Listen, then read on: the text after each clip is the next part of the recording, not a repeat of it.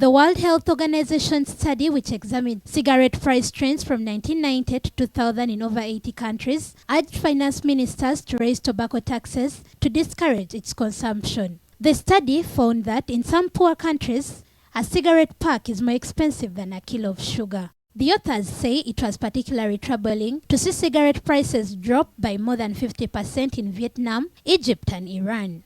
It was also noted that while tobacco prices in developing countries have not kept pace with wages and inflation, the prices have generally gone up in industrialized nations. The study, which appears in the latest issue of Tobacco Control, a medical journal published in London, cites a World Bank report that said a price increase of 10% would likely reduce demand for tobacco products by about 4% in wealthy nations and by 8% in low and middle income countries. Executive Director of the Uganda Tobacco in Africa, Dr. Posi Mujenyi, says if cigarette taxes are raised by 10%, about 42 million smokers would quit and a minimum of 10 million tobacco-related deaths worldwide will be averted. Tobacco products are very cheap because the major factor that determines the consumption rates among youth is the price.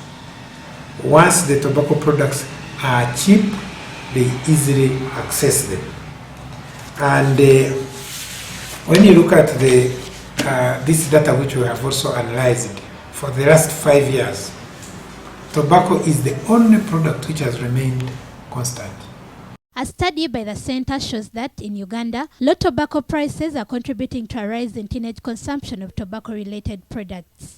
The World Health Report shows that since 2008, tobacco companies have maintained the price of $4,000 to $1,500 per pack for different brands of cigarettes.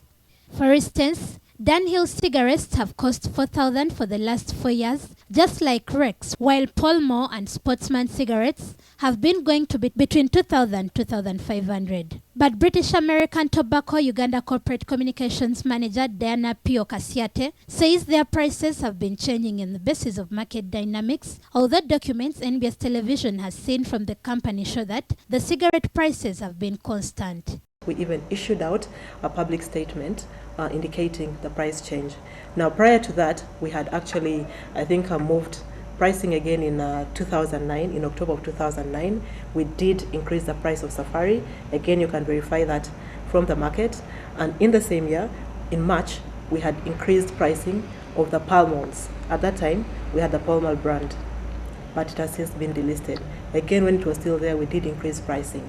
Activists say keeping cigarette prices low will not provide incentives for smokers to quit because there is no difficulty in accessing the products. Keeping prices constant also means the industry indirectly subsidizes the society's smoking culture. Zahra Namuli, NBS Television.